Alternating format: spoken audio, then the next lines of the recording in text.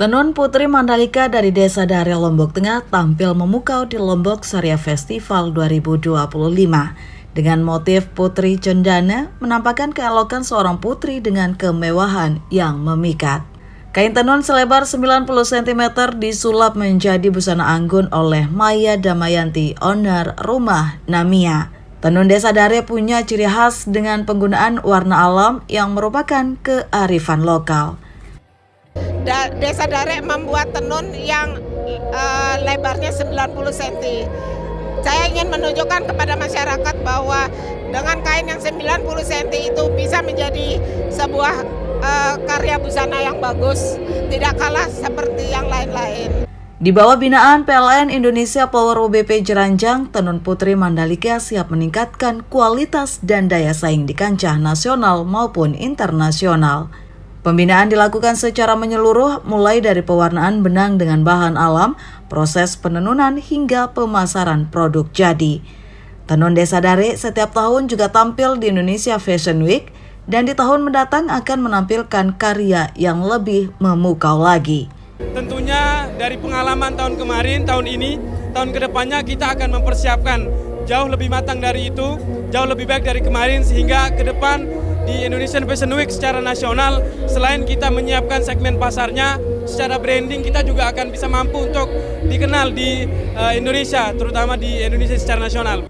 Dari kegiatan ini diharapkan Tenun Putri Mandalika semakin diperhatikan dan dicintai masyarakat, sekaligus menjadi penggerak ekonomi kreatif di Desa Dare serta mengangkat martabat pengrajin tenun lokal di pentas nasional maupun internasional. Dari Mataram, Tim Liputan iNews melaporkan.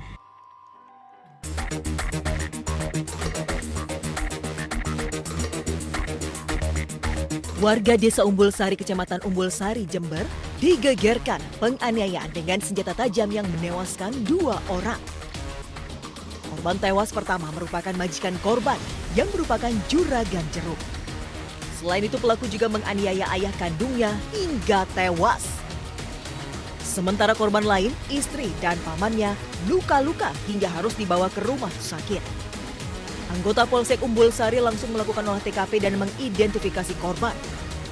Pelaku pun langsung diamankan polisi. Itu dari TKP pertama, banyak saksi yang menyatakan bahwa pelaku adalah yang berinisial KK yang sudah kami amankan saat ini. Selanjutnya, kami bersama anggota melakukan upaya pengamanan terhadap pelaku dan hingga saat ini alhamdulillah pelaku bisa kami amankan. Hingga kini polisi masih menyelidiki kasus ini untuk memastikan motif pelaku melakukan penganiayaan itu. Dari Jember, Jawa Timur, Bambang Sugiarto iNews melaporkan.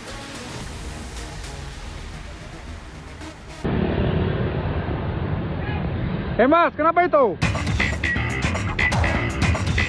Video amatir warga merekam seorang pemuda diceburkan sekelompok orang ke banjir Kanal Barat Semarang, Jawa Tengah. Setelah melakukan aksinya, para pelaku langsung meninggalkan lokasi. Mengetahui kejadian itu, warga langsung mengangkat tubuh korban yang ternyata sudah meninggal dunia. Usai dievakuasi, jasad kemudian dibawa ke Rumah Sakit Dr. Karyadi. Dari keterangan saksi, korban diketahui bernama Ferry yang merupakan anak jalanan. Korban diduga dikeroyok rekannya sesama anak jalanan usai pesta miras di bawah jembatan tersebut. Tadi itu awalnya minum-minum, terus paling ada salah pahaman bertengkar terus buang ke sungai. Terus tadi yang angkat warga. Dipukuli berarti ya Pak? Dipukuli. Tapi yang mabuk-mabuk ada berapa taruhan? Kurang tahu ya, paling ada 6. Setelah menerima laporan warga, polisi dari Polrestabes Semarang mendatangi tempat kejadian perkara. Polisi pun telah membawa sejumlah rekan korban ke Mapolrestabes Semarang untuk dimintai keterangan. Dari Semarang, Doni Marendra iNews melaporkan.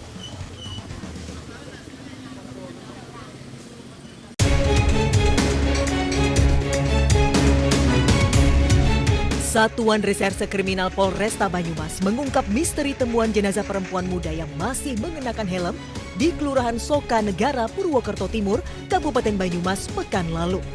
Identitas korban yakni remaja berinisial FN, gadis berusia 15 tahun, warga Kecamatan Paguyangan, Kabupaten Brebes. Korban ternyata dibunuh rekan kencannya. Motifnya karena sakit hati, pelaku dihina korban usai berhubungan intim. Korban dibunuh dengan cara dibekap hingga kehabisan nafas. Pelaku sempat berusaha menghilangkan jejak dengan membuang jasad korban di pinggir jalan yang jaraknya hanya puluhan meter saja dari lokasi kejadian pembunuhan. Pinggir jalan, menempel di bangunan rumah saya. Saya panggil, mas, bangun mas. Karena saya pikir itu laki-laki, pakai helm. Saya samperin, ternyata posisi tergeletak, kaki juga sudah kelihatan pucat, terus dari hidung sama mulut itu keluar busanya. Pelaku juga berusaha menghilangkan jejak dengan membuang SIM card handphone korban bersama barang bukti lain. Kini pelaku dijerat Undang-Undang Perlindungan Anak dengan ancaman pidana 15 tahun. Dari Purwokerto, Jawa Tengah, Salamin Ayubi, iNews melaporkan.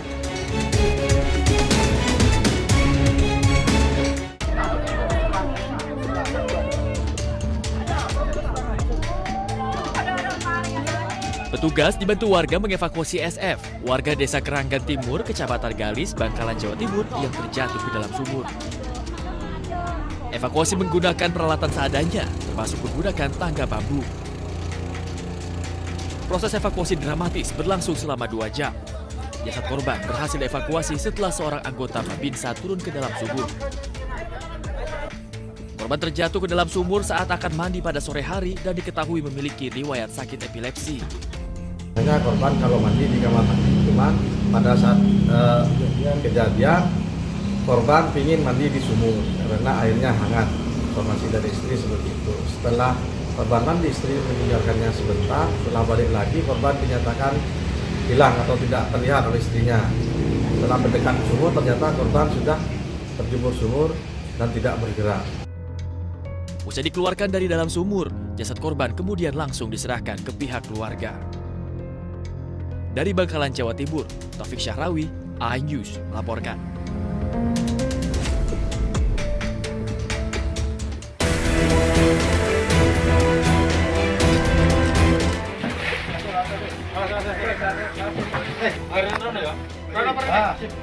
Petugas penanggulangan bencana daerah Kota Surabaya mengevakuasi buaya muara sepanjang 2 meter dari rumah warga di Jalan Manyar, Sabrangan.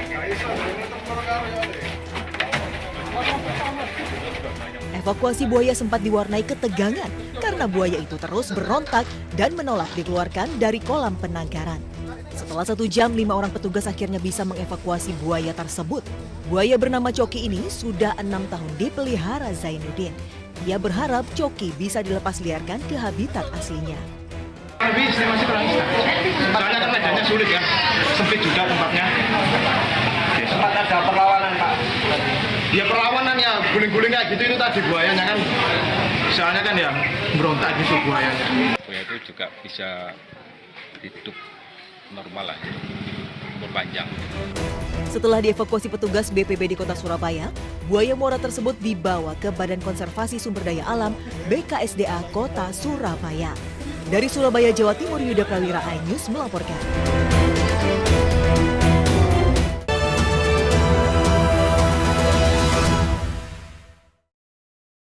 Update informasi terlengkap menuju prime time berkualitas bersama iNews. Selamat sore pemirsa. Sukatani, Ramadan, takjil, sahurnya, hari tua, puasa. iNews sore setiap hari. Di iNews Room, Hanyut, hotelnya, kartu, pembunuhan, Sritex, iNews Room setiap hari.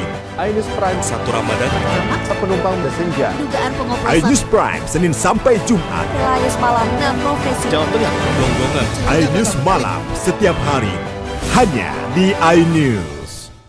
Kami menghadirkan beragam informasi menarik dan terkini terkait kebijakan hingga kegiatan para pemimpin bangsa dari Presiden, Wakil Presiden hingga Kabinet Merah Putih. Pemimpin Rakyat Senin hingga Jumat pukul 12:30 siang.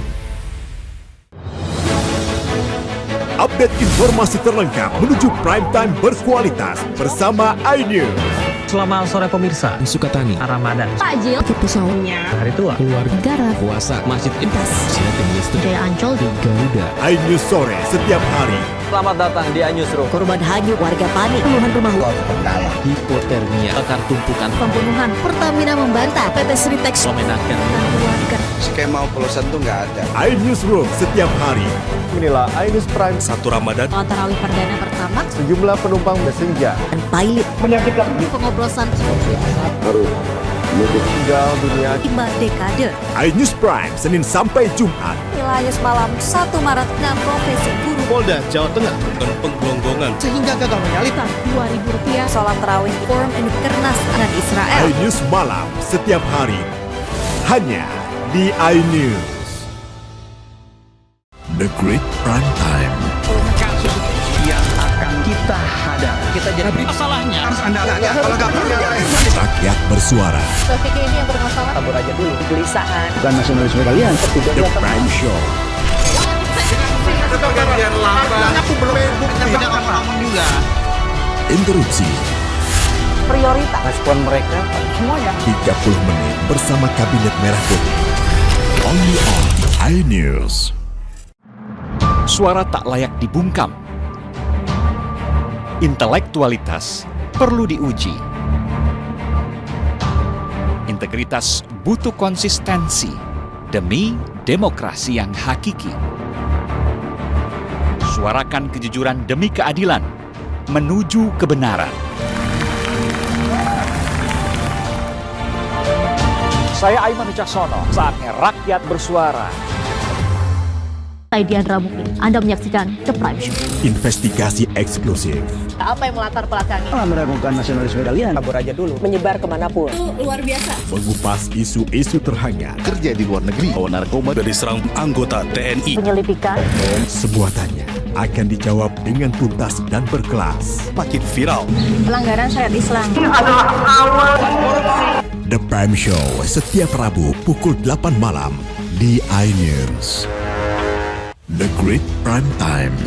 Kembali. Apakah lurus? Benarkah Nyelapak. perkara yang akan kita hadapi? Jadinya kita jadi. Tapi saya mengatakan. Tapi masalahnya. Endorsement harus Anda harus saya enggak kalau nggak percaya. Karena kalau kamu yang buka ya. Saya Aiman Wicaksono, inilah Rakyat bersuara Selasa pukul 7 malam. Topik ini yang bermasalah. Kabur aja dulu. Kegelisahan. Jadi pendatang haram. Bukan nasionalisme kalian. Res Narkoba Polda Riau, anggota TNI. PHK. Presidennya teman. Saya Diandra Mukti. The Prime Show Rabu pukul 8 malam.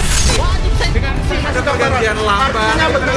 Saya tidak percaya. Dari presiden di sana itu belum bukti. Saya membaca tidak ngomong juga. Saya Anisha Dasuki. Dan saya Aryo Ardi.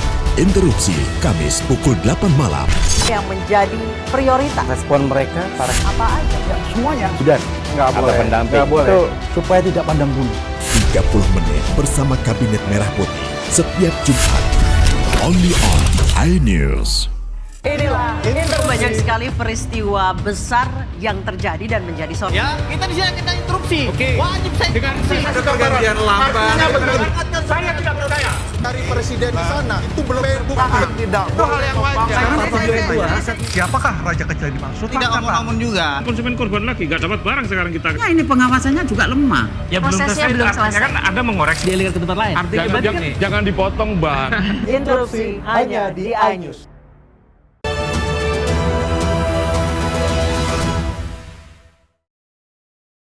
Peringati Hari Raya Idul Adha 1446 Hijriah, PLN Indonesia Power UBP Jeranjang salurkan daging kurban kepada masyarakat sebagai wujud kepedulian dan kebermanfaatan. Sebanyak 11 ekor sapi disembelih terpusat di RPH Majelu, lalu didistribusikan ke warga di 8 dusun sekitar PLTU Jeranjang, Desa Taman Ayu. Selain itu, pendistribusian juga dilakukan di beberapa pondok pesantren, panti asuhan, dan yayasan anak yatim di wilayah sekitar Lombok Barat.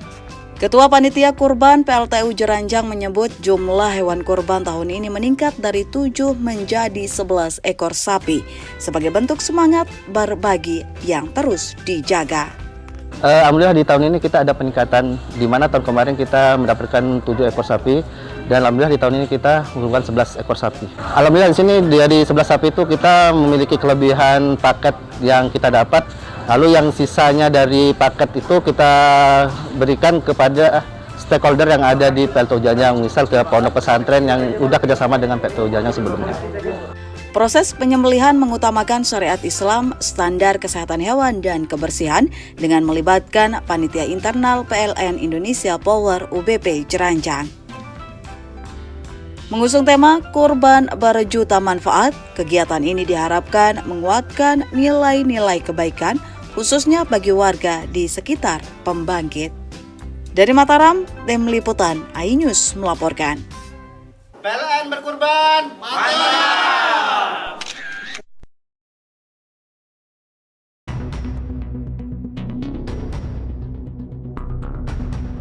Pemerintah mencabut 4 izin usaha tambang nikel di Kabupaten Raja Ampat, Papua Barat Daya. 4 perusahaan yang dicabut izin tambangnya adalah PT Anugrah Surya Pratama, PT Mulia Raymond Perkasa, PT KW Sejahtera Mining, dan PT Nurham. Menurut Menteri ESDM Bahlil Lahadalia, pencabutan izin usaha dilakukan karena melanggar aturan lingkungan. Selain itu, kawasan tersebut termasuk ke dalam kawasan geopark. Sementara untuk kontrak karya untuk PT GAK, izinnya tidak dicabut karena dianggap jauh dari kawasan geopark. Meski demikian, pemerintah menegaskan akan tetap melakukan pengawasan khusus.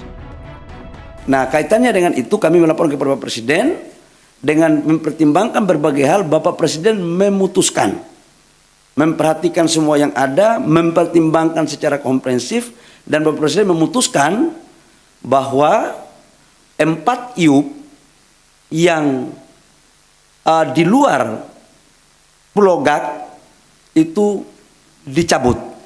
Dan saya langsung melakukan langkah-langkah teknis, berkoordinasi dengan Menteri Teknis, LH maupun Kementerian Kehutanan untuk kita melakukan pencabutan. Jadi mulai terhitung hari ini Bapak Ibu semua, pemerintah telah mencabut 4 IUP di Raja Ampat.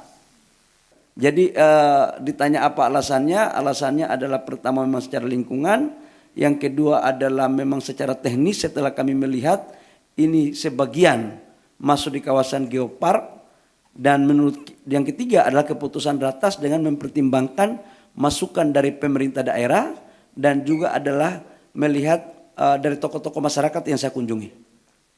Saya pikir itu. Dan sekalipun GAK tidak kita cabut, tetapi kita atas perintah Bapak Presiden, kita mengawasi khusus dalam implementasinya. Jadi AMDAL-nya harus ketat, reklamasinya harus ketat, tidak boleh merusak terumbu karang. Jadi betul-betul kita akan awasi habis. Kebijakan ini diambil setelah pihaknya menurunkan tim untuk mengecek langsung kondisi di lapangan. Dan hasil pengecekan menunjukkan kawasan pesisir dan laut di sekitar Pulau GAK masih dalam kondisi baik. Dari Jakarta, Ayah Nufus Muhammad Fakih, iNews melaporkan. Tonga, ikan.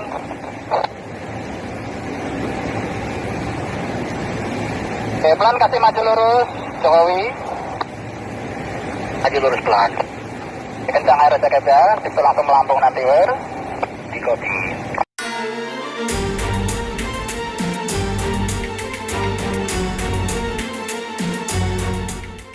Media sosial diramaikan dengan foto dan video kapal diduga pengangkut biji nikel dari tambang nikel di Raja Ampat, Papua Barat Daya. Netizen menyebut nama di lambung kapal mirip dengan inisial Presiden ke-7 RI Joko Widodo dan mantan Ibu Negara Iriana, yakni JKW Mahakam dan Dewi Iriana. Namun belum ada bukti kuat terkait kepemilikan kapal yang dihubungkan dengan Jokowi dan kegiatan yang dilakukan kapal di lokasi tambang nikel.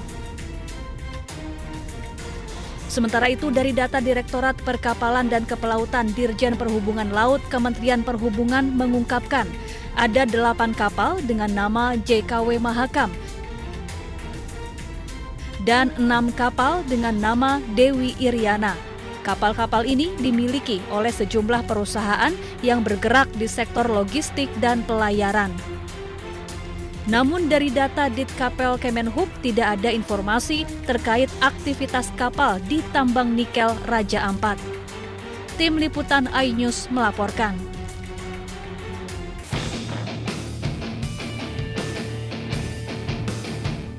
Kasus dugaan korupsi pengadaan laptop Chromebook masih bergulir. Beberapa waktu lalu, Kejaksaan Agung menggeledah kantor Kementerian Pendidikan, Kebudayaan, Riset, dan Teknologi. Kasus ini diduga telah merugikan negara sebesar 9,9 triliun rupiah. Dalam hal ini, mantan Menteri Pendidikan Kebudayaan Riset dan Teknologi Nadiem Makarim pun angkat suara. Saya tidak pernah menoleransi praktik korupsi dalam bentuk apapun. Saya mengajak masyarakat untuk tetap kritis, namun adil. Tidak terburu-buru dalam menarik kesimpulan di tengah derasnya opini yang dibentuk. Saya percaya masyarakat Indonesia berhak mendapat kejelasan dan keterbukaan. Saya berkomitmen untuk bersikap kooperatif demi menjernihkan persoalan ini. Sebelumnya pada 5 Juni lalu, Kejaksaan Agung mengeluarkan surat pencekalan ke luar negeri kepada 3 staf khusus mantan Menteri Pendidikan Kebudayaan Riset dan Teknologi ini. Mereka adalah Fiona Hanfayani, Ibrahim Arif, dan Juristan. Ketiganya bertugas sebagai tenaga teknis. Pencekalan dampak dari mangkirnya mereka saat dipanggil untuk diperiksa. Penyidik telah menggeledah rumah ketiganya. Dari hasil penggeledahan, penyidik menyita sejumlah barang elektronik seperti gawai dan laptop. Tim Liputan iNews melaporkan.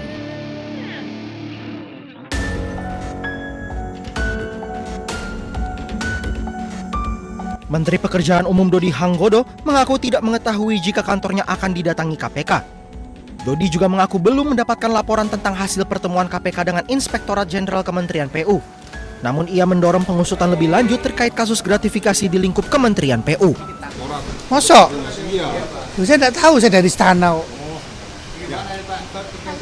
Terkait kasus kelanjutannya gimana Pak? Kan kita tahu ya nunggu laporan dari Irjen lah pastilah. Saya nggak tahu. Kan sesuai arahan saya aja. Minggu lalu kan saya sudah mengarahkan segera dipindahkan barang itu ke KPK gitu. Kan sudah. Mungkin itu atas arahan itu KPK datang. Saya nggak tahu lebih. Sebelumnya juru bicara KPK Budi Prasetyo mengatakan pihaknya telah mendatangi Kementerian PU untuk melakukan koordinasi terkait pemberantasan korupsi usai ramai adanya dugaan gratifikasi oleh seorang pejabat Kementerian PU untuk biaya pernikahan anaknya. Dari Jakarta, Tim Liputan iNews melaporkan.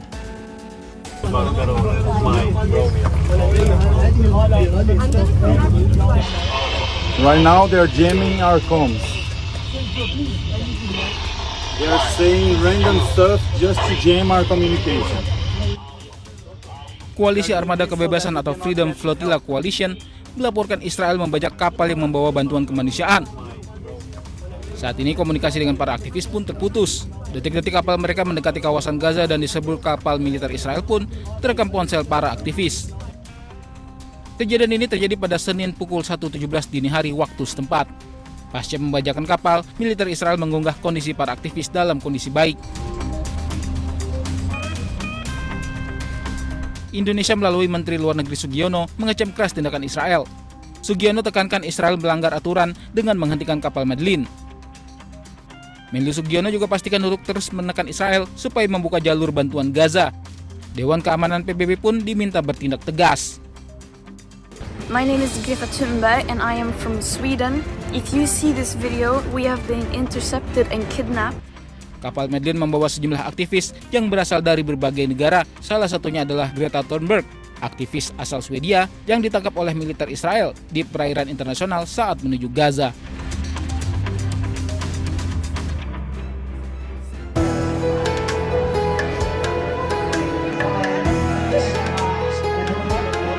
Menteri Agama Republik Indonesia Nasaruddin Umar melepas keberangkatan jemaah haji kloter 1 Embarkasi Makassar yang akan pulang ke tanah air. Jemaah dilepas Menak dari hotel tempat mereka menginap di wilayah Syisah Makkah sebelum mereka berangkat ke Madinah. Menak juga menyapa para jemaah haji yang telah berada di dalam bus.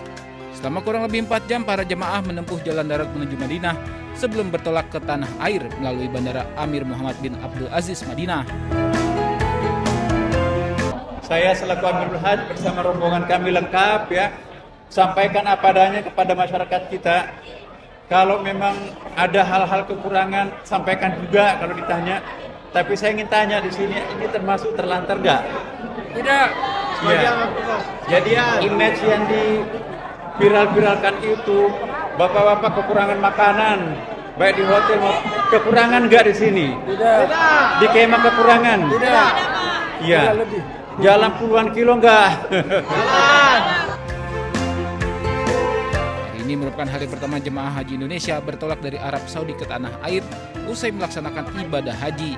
Selain jemaah haji embarkasi Makassar, ada 6 kloter lain yang pulang ke tanah air. Pemulangan jemaah haji gelombang 1 berlangsung pada 11 hingga 25 Juni 2025. Ada 266 kloter yang bergeser dari Arab Saudi ke Indonesia. Dari Makkah, Arab Saudi, Ramdan Nibur, iNews melaporkan.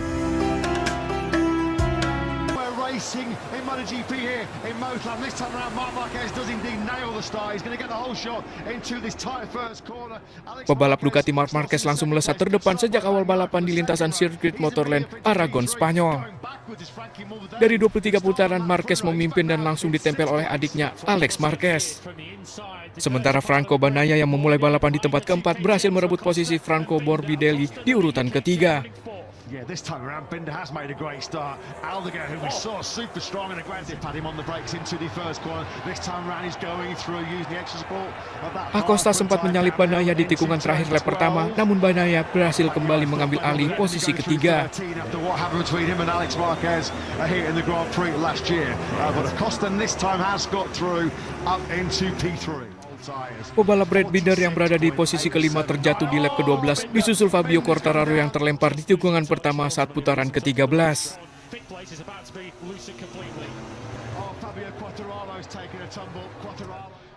Marquez pun terus memimpin di depan dengan unggul 2,379 detik dari Alex di belakangnya. Bagnaia kesulitan mengejar Alex yang terpaut 0,9 detik, berhasil finish di tempat ketiga. Dari gelaran GP Aragon ini, Marquez mencetak sejarah sebagai pebalap dengan rekor kemenangan ke-7 terbanyak di sirkuit ini. Berkat kemenangan ini pun, The Baby Alien Marc Marquez kini unggul 32 poin atas Alex di klasemen sementara Bagnaia tertinggal jauh dengan selisih 93 angka.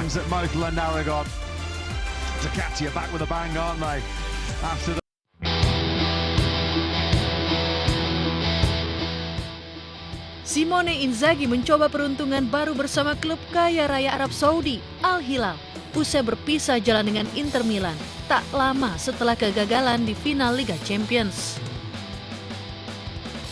Runner-up Saudi Pro League 2024-2025 juga telah mengumumkan di situs dan media sosialnya bahwa Inzaghi telah menaikkan kontrak berdurasi 2 tahun. Mantan penyerang Lazio itu digaji 26 juta euro setahun atau tembus 482 miliar rupiah. Angka yang fantastis untuk seorang pelatih.